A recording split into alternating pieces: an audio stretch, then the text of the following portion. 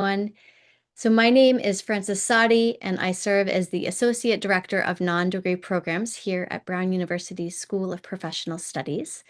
And I'm also a proud alum of the Effective Communication course that's featured in today's session. So we're so glad that you've taken the time to join us and learn a little bit more about this powerful and practical program. So whether you're looking to strengthen your communication or elevate your presence as a leader, or simply feel more comfortable and confident in high stakes moments, you really are in the right place. So today's session is a chance to hear directly from the people who make this course so impactful, both in the teaching and in the experience of taking it. So today I am joined by three individuals whom I am honored to work alongside. So Dr. Barbara Tannenbaum is a longtime Brown faculty member and a nationally recognized expert on persuasive communication. Next to her is Veronica Pickens, a recent alum who not only completed the course herself, but also encouraged members of her team to take it. And then Cliff Dutton, one of our exceptional communication coaches who works one-on-one with participants throughout the program. So I'm going to share a bit more about each of them in just a moment, but first a couple of quick notes before we get started. So this session is being recorded, so you'll be able to revisit it later, or you can share it with colleagues afterwards. And we also want to invite you to take part in today's conversation by using the Q&A feature found at the bottom of your Zoom screen. So whether your questions are about the course itself or communication more broadly, we really welcome your engagement throughout the talk. So feel free to submit your questions and we will try to address them as they come up. So now at this time, I'm just going to go ahead and share my screen and we can see who's with us today. And then I'll walk you through a brief overview of the course. And then from there, we'll move on to a guided conversation where we'll explore more of the real world impact of the program and answer your questions. So let me go ahead and do that now.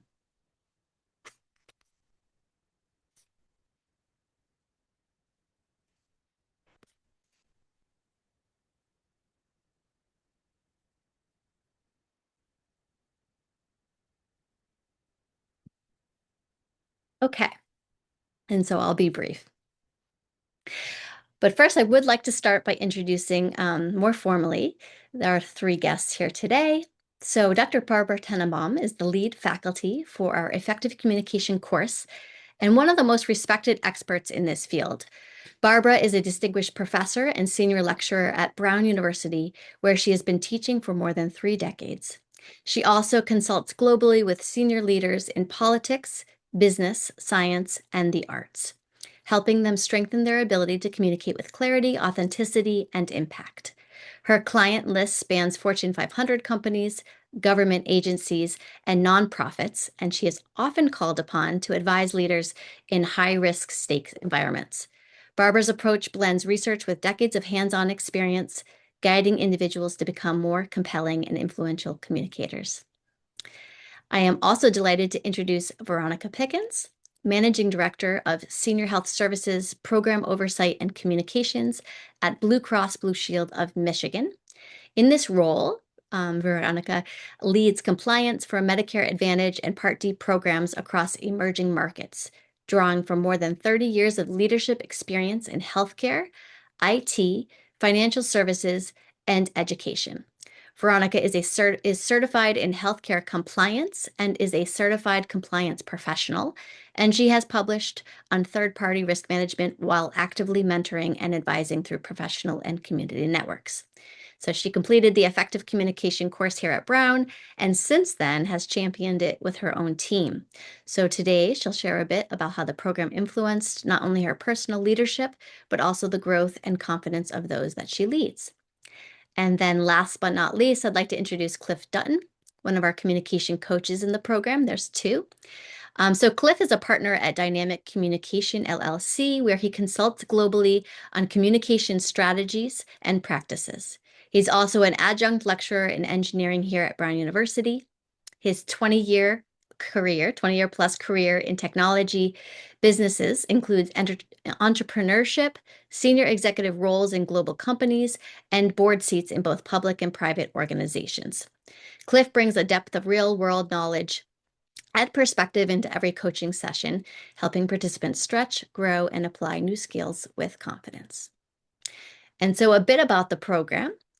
So you've met our speakers, and we're going to take a look at the program here now together. So if you visit us online, you'll see that Effective Communication is a 5-week live online program. It combines weekly lectures, group presentations, and then you also get 2 one-on-one coaching sessions with trained professional communication coaches. The class sizes are intentionally small, usually about a 10-to-1 learner to coach ratio, and so you get plenty of personalized feedback throughout the course. The program is designed specifically for professionals across industries, from sales and business development to technical fields where communicating complex ideas communicating complex ideas clearly is essential. And honestly, the course really is for anyone who wants to make a measurable improvements in their communication skills in a short time frame. So, as I said, I took the course myself and highly, highly recommend it and look forward to speaking about it today. So what makes this program so impactful is the combination of practice and feedback that you get throughout the course. So during the program, you'll be asked to actually give 3 short speeches. And these can be prepared speeches, or if you're feeling brave, there's opportunities to be able to speak impromptu prompts. And then after each speech that you give, you'll be able to get direct input from Dr. Tannenbaum herself, as well as our trained coaches and from your peers. And so this is really one of the features that I love most about the program. Everything is grounded in real world applications. So you're not just learning concepts, that you're actually trying them out as you're learning them. And you can immediately bring it back to your workplace and communities at large. And so by the end of the course, you'll be able to you'll know how to build an authentic communication style, use nonverbal and vocal elements to your advantage, and really persuade and influence by putting your audience at the center of your communication. So here is just the program at a glance with the schedule and how to enroll. So our upcoming fall session is going to start up on October 16th and run through November 13th. So it's a 5-week course. The registration deadline for this particular course is October 9th. And so if you are at all interested in this, I really do encourage you to register soon. We limit the class size. We keep it intentionally small. And so the class is actually almost full with a handful of spots left. So if you're interested, I will drop the link for the program that allows you to register into the chat in a moment. And in the follow-up email that you'll receive in a few days, there will also be information on a priority pricing. So we do have a 10% discount code going right now, and you'll be able to receive that information in the email, and I'll drop it into the chat as well.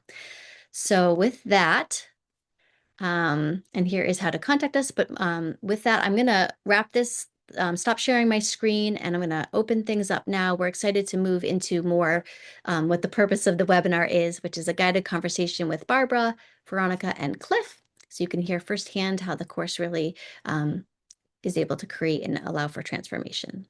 So I'm going to stop sharing my screen. All right. So yeah, so if everyone wants to come off mute, and Veronica, the first question is going to be for you. So I thought we could start with just walk us back to when you first signed up for the course. What motivated you to sign up for effective communication originally? Well, first of all, I'd like to thank you for having me again as an alumni to talk about the course. If I look back to what motivated me originally, I would say that as I work in a role that is often having to give bad news or not the best of news to individuals because they are trying to make decisions in a legal or regulatory space, and there may be limitations. I wanted to improve my skills on how to effectively communicate with executives, being able to look at things not just through my lens and just through the regulatory space of saying, okay, no, you can't do it because the law says X, but really tying into what are we trying to solve for as an organization, and how can I either tell you no, but give you alternatives. So being effective in those communications. So again, I wanted to improve my communication skills. I wanted to come across as someone that was an expert in the information that I was sharing. And therefore, based on that expertise, allow me to help you be successful in what you were trying to achieve. So Mm, as I took the course and completed it, my expectations were more than exceeded. mhm. I, I love the way that the course was structured. It allowed me to be successful. I just said something. I used the word. I know I'm not supposed to use that word, but I'm very cognizant of when I do it. You can teach an old dog new tricks, kind of thing. So that's why I took the course originally, and it's been life changing in a lot of ways, in terms of how I communicate, in terms of how I work with others, and also in terms of how I've been able to coach people as well in improving in their communications. Yeah, amazing. Barbara, I wonder if you could speak a little bit about whether or not the myth can are people born good communicators? Can communication, is it something that you can be learned? Yes, I wouldn't keep doing this if it weren't true, right? I do this not only with undergraduates and graduate students, and this course made available. In addition, outside in the world, I have now designed and or delivered programs on 6 continents. And so I do the work because there is so much need, because people can learn to communicate. And that's the sad part. It's not if you're shy. I was that shy girl. I was the one whose report cards came home from school, ideal student, but quiet, quiet, quiet. And the fact when I started teaching at Brown, I was very young. I was only 22 when I started on the faculty. My parents said, Bobby, you're going to get up in front of people and talk. They were incredulous that I could even do that. But since then, I have seen what opportunities it's unlocked for me. And I know I can still be shy and also be an effective speaker. I can feel passionate about something and still be an effective speaker. Now, on both sides of the political spectrum, Ted Kennedy once told me that his brother Jack, and people often think of the Kennedys having the gift of gab, was not a good speaker until he got coaching. He learned how to do it. On the other side of the political spectrum, perhaps, we have the fact that both President Reagan and President Trump had TV experience, a good amount of it, before they ran for office. So, absolutely, it can be learned. And we've seen how people can rise to power with knowing the keys to successful communication. Hmm. It's good news for all of us. Veronica, what surprised you most about the course when you took it? I would say how I bonded with the people in my cohort. Mm. So the way that the course is structured allows you to work in a smaller setting with a group of colleagues or folks that are also trying to improve in their communications. We came from different backgrounds, different experiences, but we connected through our desire to improve in our communications. It wasn't just about my success and learning, but all of our success and experience and learning in the program. When I think about it, this also extended beyond the cohort, so the larger group, because weekly we were cheering each other on as improvements were being seen, but also giving constructive feedback to help us each grow. So I think initially there was probably some shyness or hesitancy in giving, constructive feedback. But as time went on, people got very comfortable with giving the feedback that ultimately helped each of us perform better week after week. So seeing that growth was phenomenal. Mm.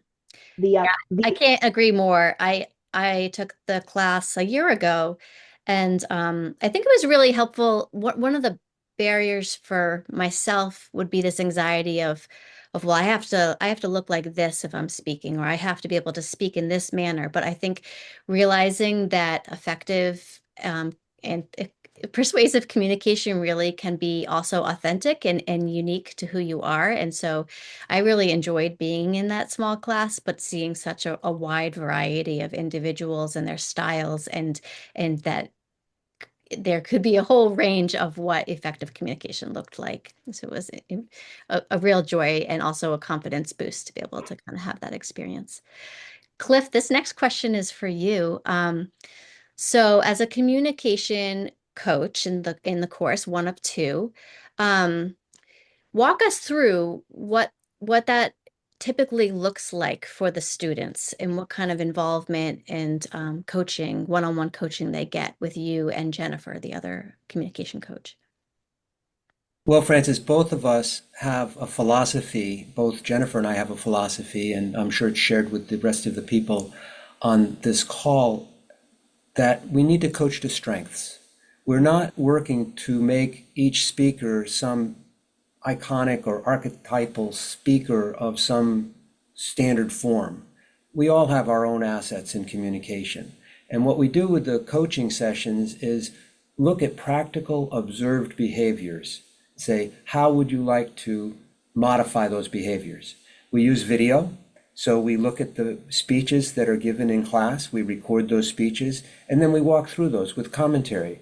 And it's not something where we can say, I didn't do that. If you're a speaker and you say, well, I don't say and ah, like Veronica mentioned a couple of ums. A few ums is not a problem. But if you're doing it all the time and it's regular and it's observed and the audience sees that, then you should be aware of that. And then you can decide if you want to change that behavior or not. So we look to those observed behaviors in the speaking and say, what can you do to make that even stronger? And so we're always working to the individual strengths. And the video interaction makes that very practical. And it makes it real and something then is achievable, because by having the second session, we can then see what the changes are and talk about how did the person look at those coaching guidelines and make changes or behaviors or improvements or get support from other people. Oftentimes we recommend they get a monitor outside of the class to help them identify when they're doing certain behaviors that they want to modify or change, because that helps them improve the rate at which they can make those changes. So all of this is a cooperative coaching environment.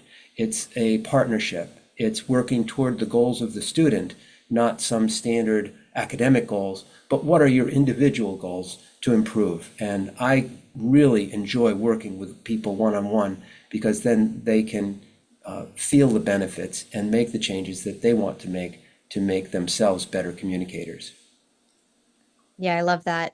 I I think it might be helpful if we kind of break down even just the structure of the course. Cliff, if you're up for it, talk a little bit about how that feedback actually takes place, and it is you're so intentional, Barbara and Cliff, in the way this course is structured in setting it up so that you have the cohort themselves, but then also intentional small groups. Wonder if you could walk us through kind of where that feedback takes place. Well, sure. To make it possible for everybody to have time to speak, we need to break into smaller groups, because time is the only truly scarce resource. So we need to be sure to have enough time for each person to speak. So we have separate coaching groups that give their speeches, and then they get feedback quickly from their coach and from peers live when it happens. So they're getting immediate feedback on how that went.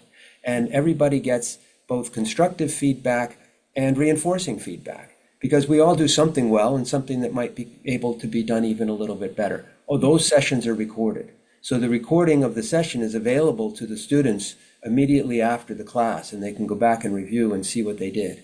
But then the one-on-one coaching brings it down to a more specific level, because there are some behaviors that frankly are personal behaviors that I wouldn't comment on in an open group. And our goal is never to shame anybody or make them feel bad in front of a group. If they have something that maybe I wouldn't say in an open group, I can mention that in the smaller one-on-one session where it's really just for them. And so that funnel of the big, larger group that gets the full benefit of all of Barbara's lectures, then the practical groups, which are those delivery sessions, which are somewhat smaller, and then the final one-on-one session, that refinement of focus over time is repeated, and that helps people really apply the lessons to their actual communication behaviors. Hmm. Yeah, it speaking personally, I found it incredibly effective. It's an environment where you feel safe, uh, and that people aren't just telling you nice things that you want to hear, but can deliver that constructive feedback in a loving and caring way that you know is going to actually help you improve your communication. Veronica, wondering if you could share a specific way you changed how you communicate, something you stopped or started doing after taking the course. I would say that for myself, my confidence was increased Mm. by taking the course. So, like Barbara, I am shy. So, my natural tendency is to kind of shrink a little bit. But I realized, through taking the course, like your presence, how you show up is so important. And knowing that I have a level of expertise, I really capitalize on that expertise in terms of how I end up communicating, coming across and showing that I'm the expert so that people have confidence in what I'm saying to them. That also improved my confidence of being able to not always deliver the best of news, but like I said, also think through alternatives, not just being the no person, but the person that is really working to assess what are you trying to solve for and how can I help you maybe have an alternative if what you're trying to do falls outside of what guidance says we can do. Yeah, thank you. Barbara, I think there's a lot of misconceptions around communication out there. But what is one misconception about effective communication that you wish people knew? Well, we started with the fact that one misconception is that you're born to it, and some people have it and some people don't. So I would go even further in that. I think to identify the fact that sometimes we concentrate too much on ourselves and not enough on our audience. That would be one of the keys that I would give everyone today. Because if we're concentrating on ourselves, we get a little self-conscious and nervous. And I know it feels very brave to have to watch yourself on video, but trust me on this one.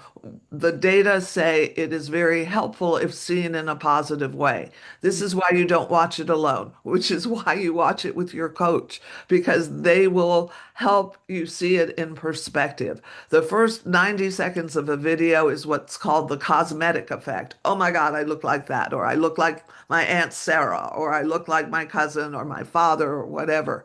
But after a while, you can see in a more distanced and more important way how we interact and what works and what doesn't work.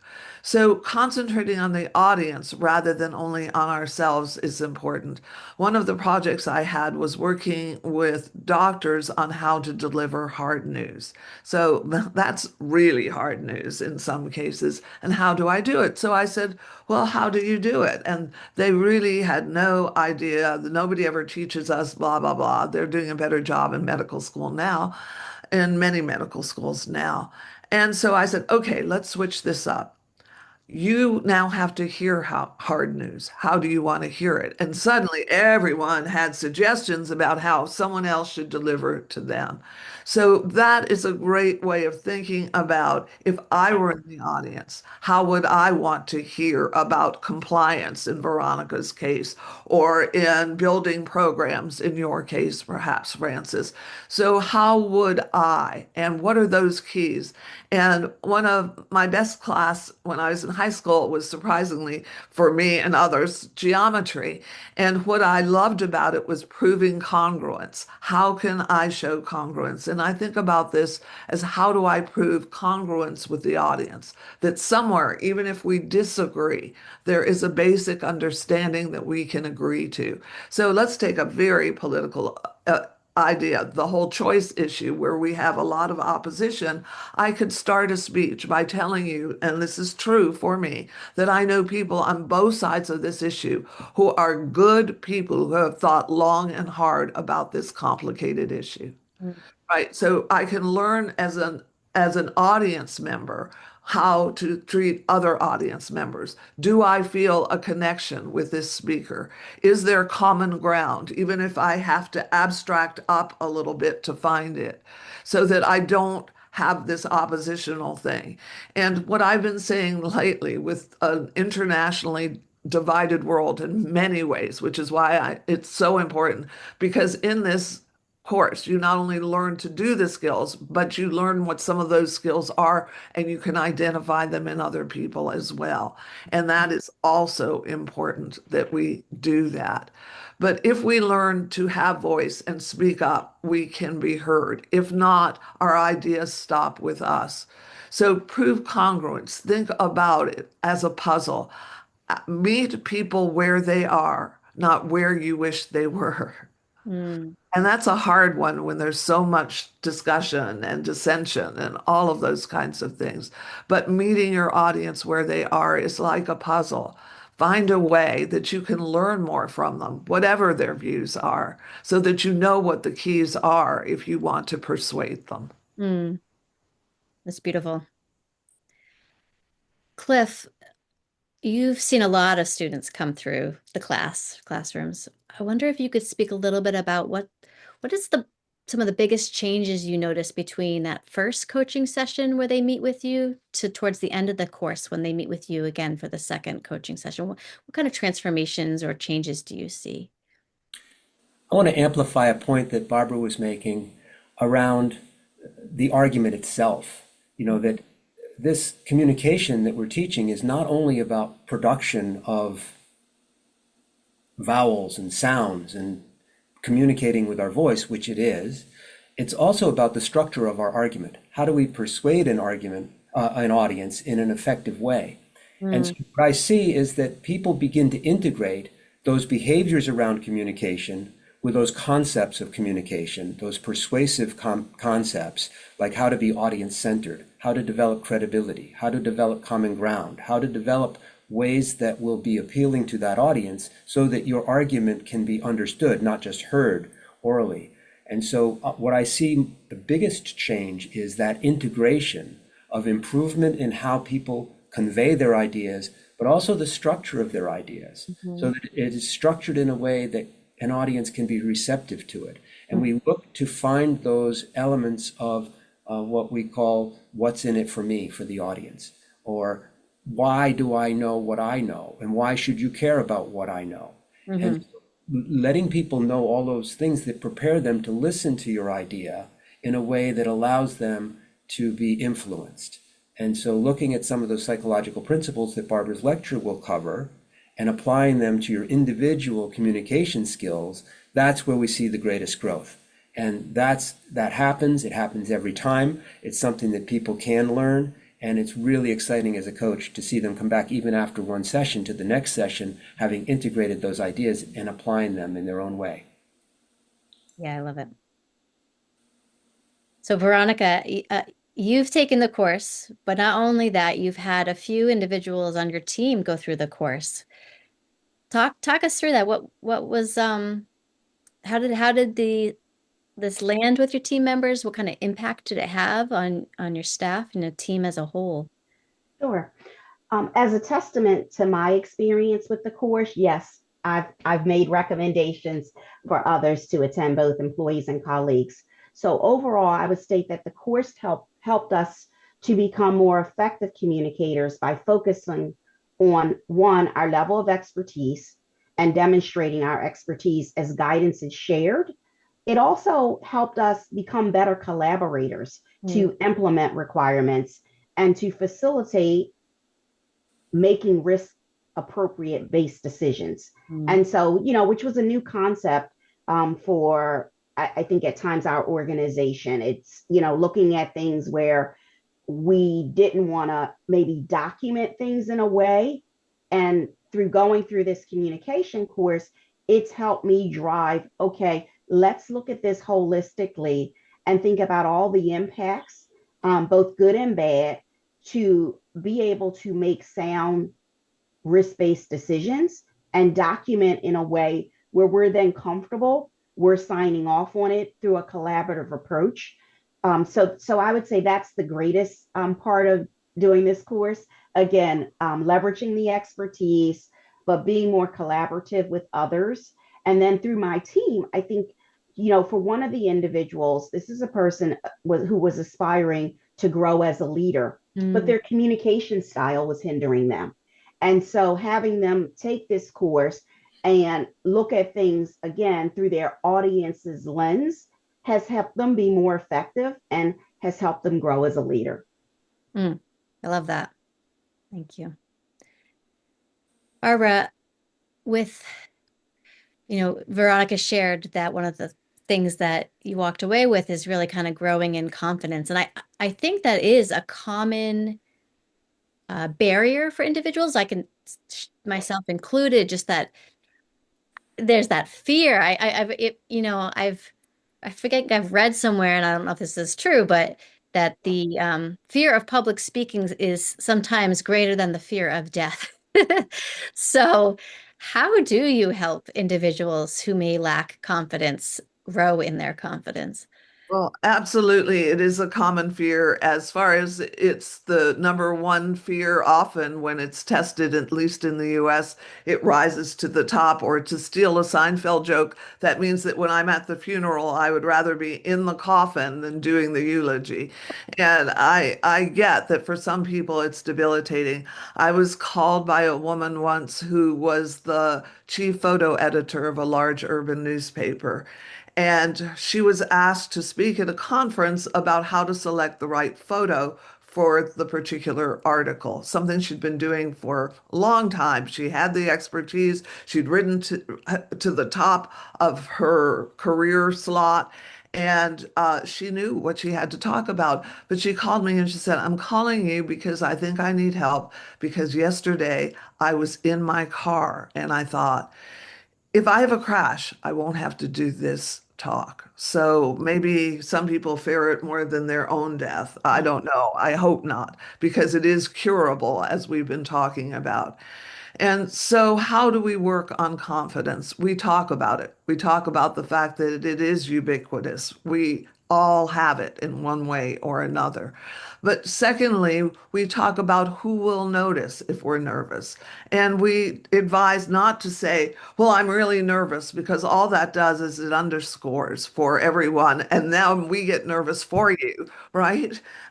If you do in a practice, it's fine. Your coach can hear it. That's what they're for. Not only to give you feedback they may not want to say in front of the whole group, but for you to ask questions about personal reactions you have that you may not want to lob out there in front of the whole group.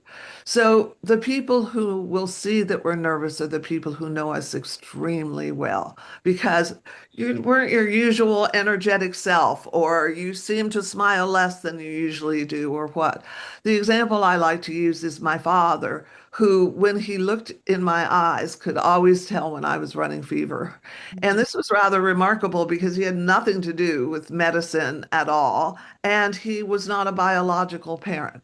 So, but still, he had such a tight window on my eyes that he could see the difference. So, yes, maybe key people will know, but what we say is we can't tell you you'll never be nervous again if you have to speak. If you're not prepared enough, if someone puts a microphone on a newscast in front of your face, there might still be times, but we can promise that you won't look and sound nervous. And those are the strategies and tips and tricks that, as Amy Cuddy says, and she is a social psychologist who has written a book called Presence, that you fake it till you make it, right? And then the confidence starts growing when people say, wow, you sounded so confident or so sure. And then that's a positively reinforcing cycle that we encourage people to.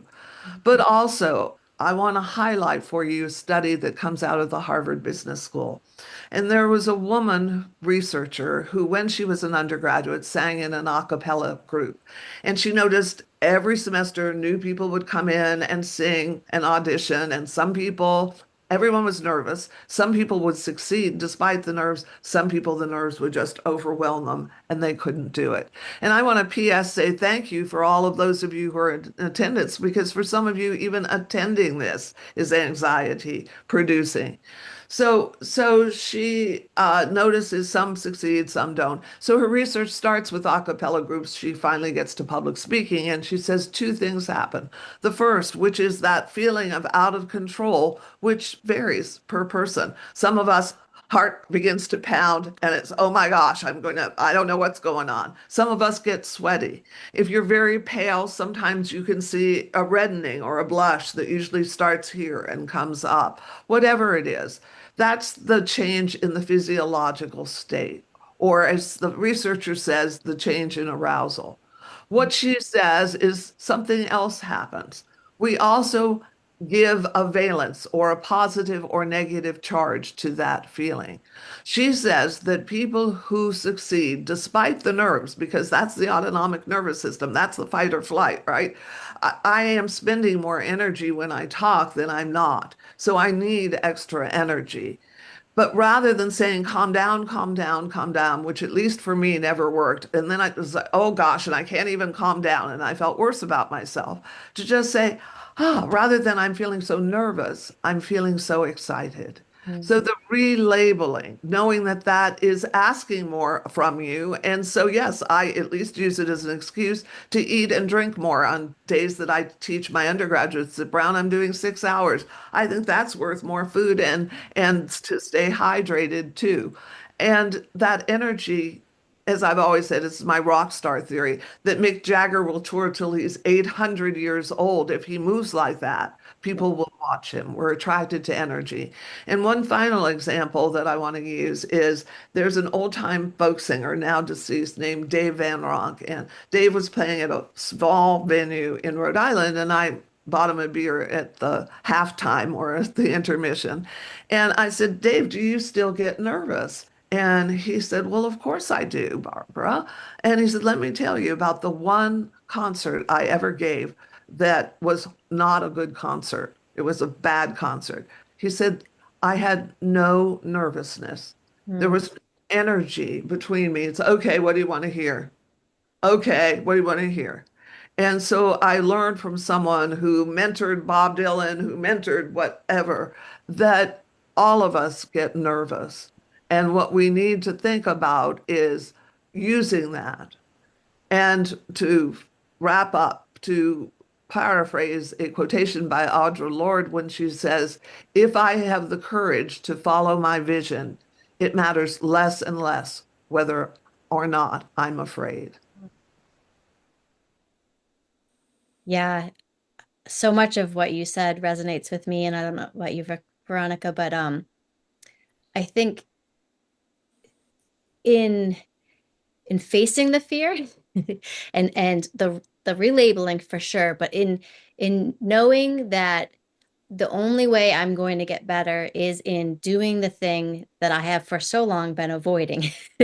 And so that was a real turning point for me in taking this course, was being actually able to practice. And then from there, having those little successes. Okay, I did a little, I did better this time than I did the last time, where I didn't insert as many ums or fillers this time. And so I think, in my job, this is the job I've been doing for 2 years now, and it has a lot of public facing aspects to it, these things included. And knowing that if I'm going to have this job and I'm going to do it well, I need to face this fear. And so I really thank you, Barbara and Cliff, for giving me this opportunity to take the course and to be able to face my fear, and through practice be able to gain confidence. So feel free to add anything, Veronica, if anything Barbara said resonated with you or whatever. Otherwise, we can keep going. I was just going to say, I fully agree. The whole practicing part of it, nothing sought, nothing gained. Like you got to work at it. Yeah. And as you work at it, you will see the improvement. Like I remember, and again, I took the course a minute ago, but I remember the week after week, like seeing the improvements, which gave me confidence and made me say, I can do this. I really can do this. Hmm. So to see the results and for what you're putting in is just very powerful, to be quite frank. Yeah.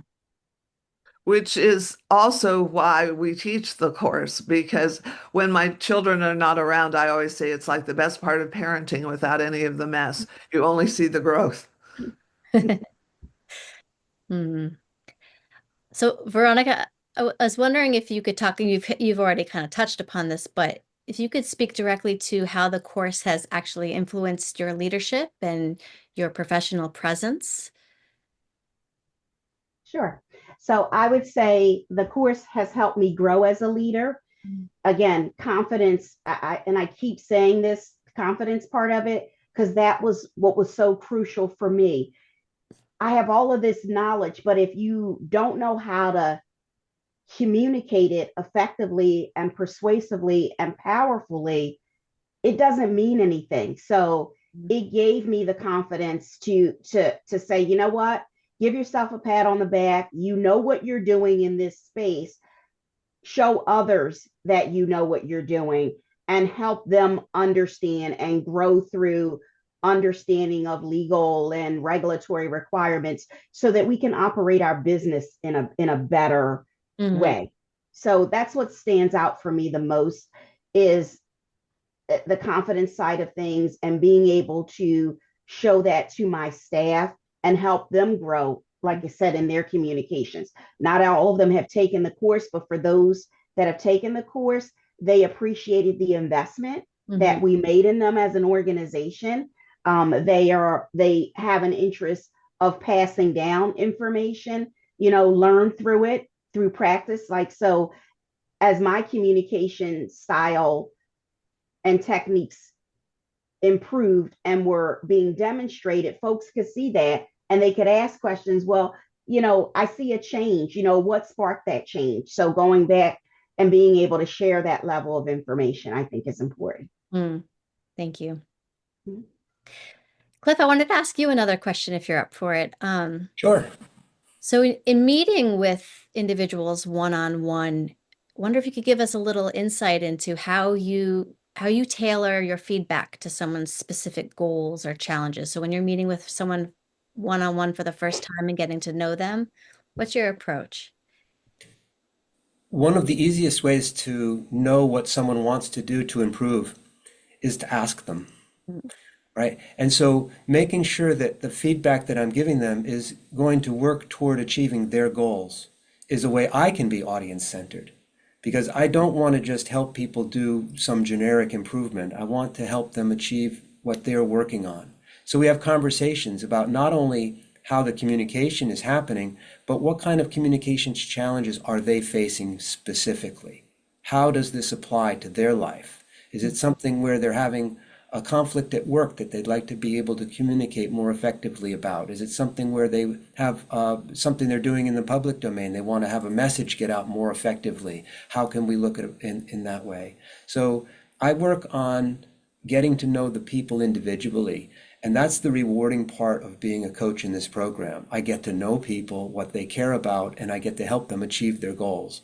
That feels very satisfying. Mm. And I will say that for this next cohort, we do have Cliff and Jennifer, who are the top, I'm so delighted to be able to say this, the top coaches who have coached with me all over the world. And I trust them. They always get great feedback and they have different styles. And just as you all would have different styles in the cohort. Mhm. Barbara, looking back over the years that you've taught this course and related courses, what do you think makes it such a unique experience? What makes it a unique experience, and I'm glad we have two of you here who've taken it because that's really the audience's perspective. But what I've seen, even from my perspective, is the building of a community, which for me, I always thought pre-COVID, I was the first class at Brown they asked to put online because it's so over-enrolled, my undergraduate course every year. It just started classes last week, and literally I had people sitting on the floor. So, how they could get this done more for the undergraduates at first. And I said, I'll never be able to teach this. Are you whatever, because it's public speaking. I have to see people. Well, then COVID hit and I had 2 weeks, 1 week of spring break and 1 week off to learn how to do all of this online mid-semester. And it's different skills. And I'm glad to teach it online because so much of our communication now takes place in this format. And I know it's harder to build community when you're not breathing and starting class with little conversations in the corner with people that you've met and all of those kinds of things. So we've had to be extra attentive to each other. And I find that because this course, although is transformational, there's not a lot of extra work outside of the class meetings other than preparing your speeches. I want to be clear that those speeches are on topics you choose so that you can choose. I want the audience to be the such and such committee at my workplace, and I'm going to try to convince you of, right? So you not only label what you're speaking, and we coach again towards strengths, but you tell us who and what is the audience that you're working toward. And so we learn from each other. I learn all the time. My pledge to myself was, Barbara, you're going to stop teaching when you stop learning. And I learned last cohort how to plant a garden with native plants, for example, and not have a lawn and whatever. I haven't done it yet, but I've certainly learned how. So I'm always accumulating. Last time we had two students from Brazil in the cohort, and I'm learning about cultural differences. So I think one of the things that creates community is that we share not only the material, but we share ourselves. And in sharing ourselves, we make human connections, and that frees us to hear feedback. Because after a speech without a class, we say, how did I do? And everyone only tells us the good stuff. You did really well. And also, if they don't think it went well, they don't have the tools or the language to tell us how to change it. So we don't improve, we just smile and nod. So we are constantly learning a skill that is renewed and outside of the classroom. And it becomes a safe space. One of the cohorts, I haven't checked the last 6 months, but continue to meet on its own, right? They just supported each other for years after the class stopped. They would just hear each other's speeches and give each other feedback, and they all arranged this. And without me, without a coach, they kept it going because those are the kinds of connections that happen. I am so fortunate. I get what my husband calls love letters from past people who've taken the class who are now using it for a job interview or speaking at a toast in their parents' wedding or whatever it might be. So it's a delightful opportunity. And people really do get the community of learners, which is something which is in some ways a feeling we haven't had since we've been in school. That we're all there for the same purpose, which is to help each other grow and form a community because you can't learn better speaking only by reading. If you could, we'd all be excellent speakers, but we can learn in community with the trust and feedback from each other. Mm, yeah, I love that. And I remember in taking the course, I loved being able to choose our own topic, our own audience. And there were a number of individuals, myself included, in the class that actually used that as an opportunity to work on something that they were going to deliver later that week. So it was fun to see the variety of topics and audiences. And I will say, 20 years ago, I was one of those undergrads trying to get into your class. I didn't at the time get into the class because it was so popular. But it's really a privilege to be able to have taken now your class for adult learners, for professionals, and have gotten so much out of it. So you are a legend, Barbara. Let's see, we are coming up with about 10 minutes left. Veronica, I wanted to ask, and not to put you on the spot, but thinking back about the content of Barbara's lectures and all this material that's being presented and then be able to be applied, was there any sort of light bulb moment where, as you were taking the class, you realized, this is really this is really helpful, and I think I can do this. I can be a more effective communicator. I would say my light bulb moment was conquering fear. Mm, Like, the whole concept of fear. Like I said, I'm an introvert also. And sometimes when I tell people I'm an introvert, they're like, no, you're not. I'm mhm, like, yeah, I am. I can learn to be extroverted because I have to.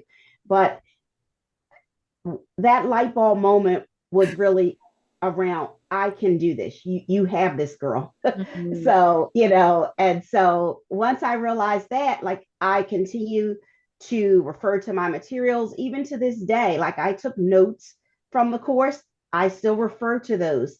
I think about different ways of ensuring that I'm communicating effectively, that I'm thinking through the audience's lens and the audience's perspective versus my own.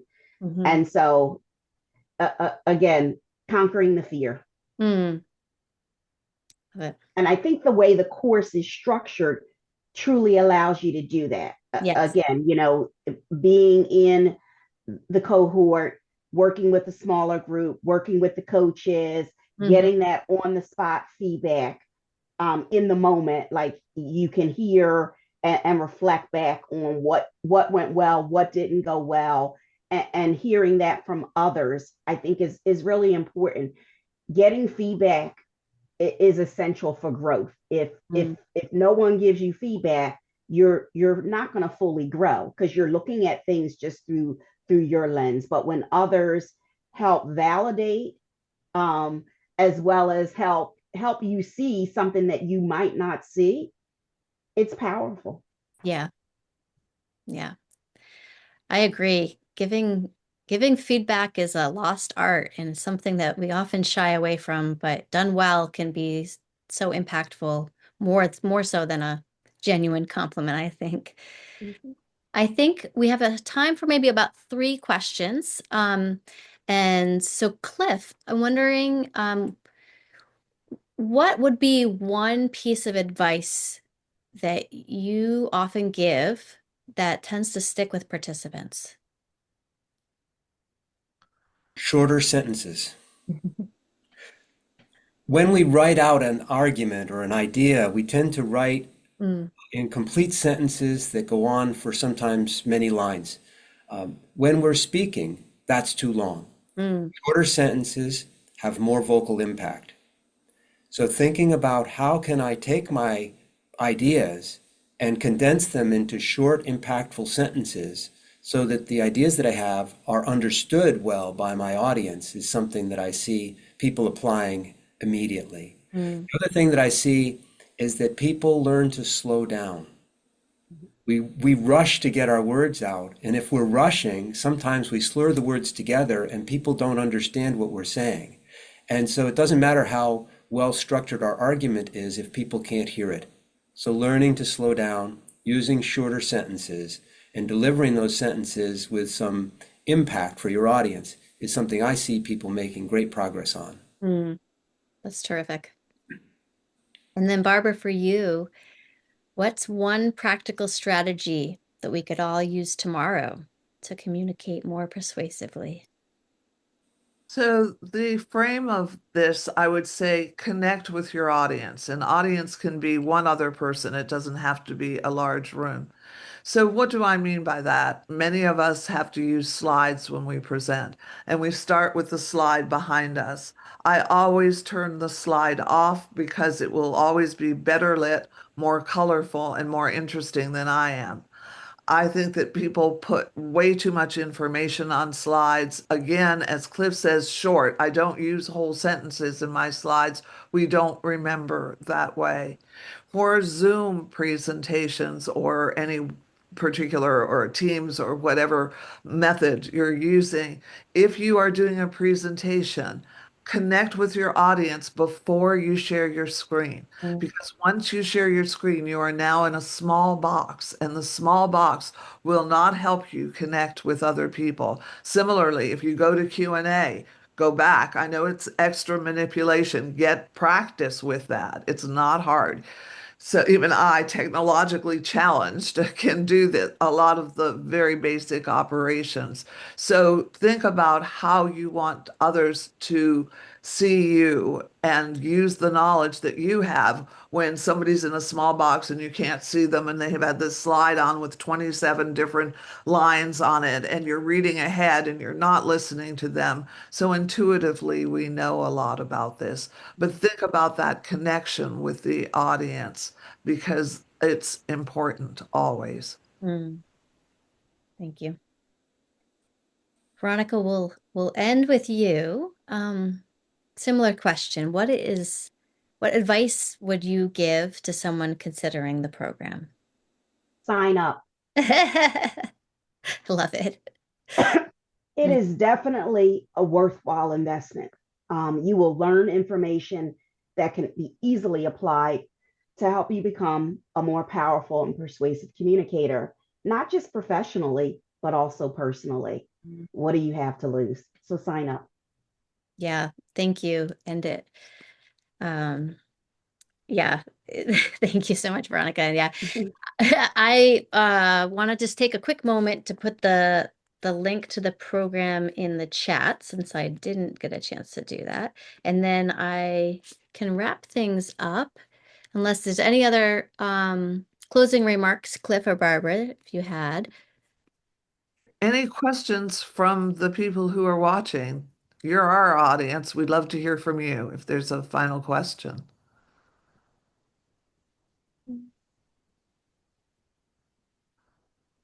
Well, hopefully, there we go. No, that's no, that's Francis. Yeah, Hopefully, we'll get to meet you sometime virtually and hear questions then as part yeah. of. Yeah, thank you so much, Cliff, Barbara, Veronica, for being here today, for sharing your perspectives. And thank you to everyone who logged on to join us. We hope that today's session was informative. As I mentioned, it was being recorded. We will share that link and it will be up on our YouTube playlist. So I know I go back to those sometimes and we'll share them with individuals if I think that they'll benefit. So feel free to do the same. And then the email will go out in the next day or two with the link to the recording, but also it'll have information on the program. And as I mentioned, the class for this fall is almost full. So if you have any inclination that you might want to take it, we just encourage you to sign up, as Veronica said. So thank you all and wishing you a wonderful rest of your week. Take care. Take care. Thank you.